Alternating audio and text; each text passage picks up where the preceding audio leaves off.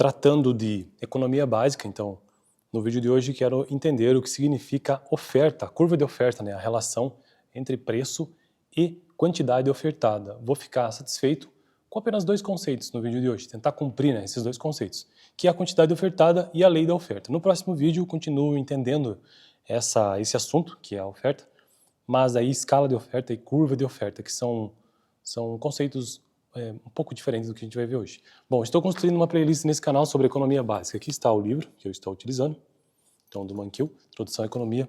Deixa eu ver se eu aumento aqui minha exposição, senão vai ficar muito escuro. Será que melhorou um pouco? Deixa eu ver. Acho que sim. Então vamos lá, curva de oferta, relação entre preço e quantidade ofertada. A quantidade ofertada de qualquer bem ou serviço é a quantidade que os vendedores querem e podem vender. Então é o que um vendedor quer e pode vender. Há muitos determinantes da quantidade ofertada, mas, novamente, o preço representa um papel central na análise. Quando o preço do sorvete, o exemplo que eu sempre utilizarei daqui para frente sobre oferta é um exemplo do sorvete. Quando o preço do sorvete está elevado, vender sorvete é lucrativo e, portanto, a quantidade ofertada é grande.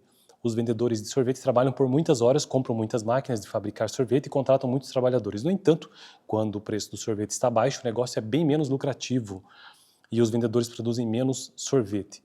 A um preço baixo, alguns vendedores podem até optar por fechar as portas e, com isso, sua quantidade ofertada cai para zero.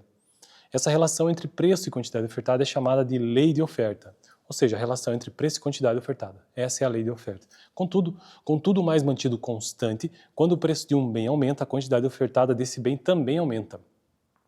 E quando o preço de um bem cai, a quantidade ofertada desse bem também cai.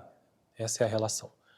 Então, a quantidade ofertada, o que significa isso? Quantidade de um bem que os vendedores estão dispostos e aptos a vender. Então, não basta apenas querer, eles precisam estar aptos. E lei da oferta, a afirmação de que tudo mais mantido constante, ou seja, isola todas as outras variáveis, aí, a quantidade ofertada de um bem aumenta quando o seu preço aumenta. Então, o preço aumenta, a quantidade ofertada aumenta.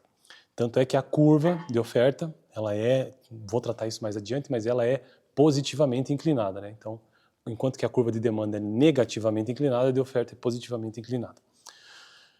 Tá, vamos ver. À medida que o preço aumenta, ele oferece uma quantidade cada vez maior. Essa é a escala de oferta, uma tabela que mostra a relação entre o preço e a quantidade ofertada de um bem, mantendo-se constante todas as demais coisas que influenciam a quantidade, o quanto os produtores do bem desejam vendê-lo. Esse gráfico 5 que eu tenho aqui, que eu trarei nos próximos vídeos, mostra o quê? Usa dados, deixa eu dar uma olhada no título do gráfico. A escala de oferta e a curva de oferta de bem, que é um exemplo, né? Mas eu vou deixar isso para o próximo vídeo. O fato é o seguinte, essa curva desse gráfico 5, dessa figura 5, relaciona o preço com a quantidade ofertada. E essa relação é chamada de curva de oferta. A curva de oferta se inclina para cima, porque tudo mais mantido constante, o preço maior significa uma quantidade ofertada maior, que é diferente, como eu já disse, da oferta, né? Aqui é negativamente inclinada, nesse caso aqui ela é positivamente inclinada.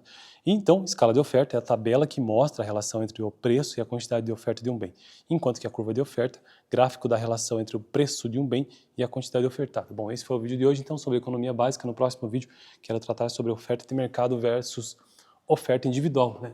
Que é igual à na demanda, né? Pelo menos na sua existência, que também existe a demanda de mercado e a demanda individual. Valeu!